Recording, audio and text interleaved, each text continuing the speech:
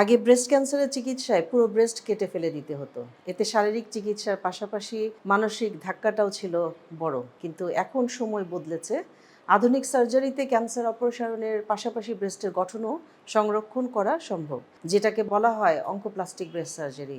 এটা কি, কেন, কিভাবে চিকিৎসা করা হয় তা নিয়েই আলোচনা করব আজকে। আপনাদের সাথে আছি আমি doctor Tasmiat Ahmed, oncoplastic breast surgeon consultant, NHS UK আর বাংলাদেশ।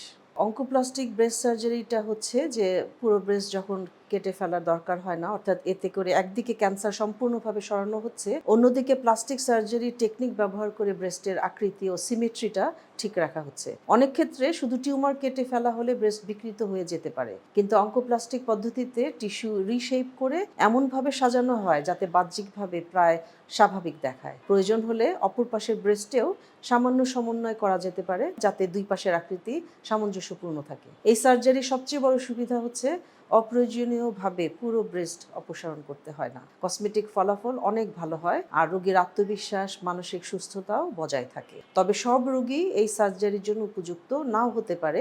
সাধারণত ব্রেস্ট ক্যান্সারের প্রাথমিক ধাপ অর্থাৎ স্টেজ 1 এবং স্টেজ 2 এ এই পদ্ধতি সবচেয়ে ভালো ফল দেয়। তাই যত দ্রুত ক্যান্সার ধরা পড়বে তত বেশি ভালো চিকিৎসা পাওয়া সম্ভব। সবশেষে বলবো, ব্রেস্ট ক্যান্সার মানেই জীবন থেমে যাওয়া নয়। সঠিক সময়ে সঠিক চিকিৎসা নিলে ক্যান্সার নিয়ন্ত্রণ করা যায় এবং ব্রেস্টের গঠনও রক্ষা করা সম্ভব। সচেতন হন, নিয়মিত স্ক্রিনিং করুন, দেরি করবেন না।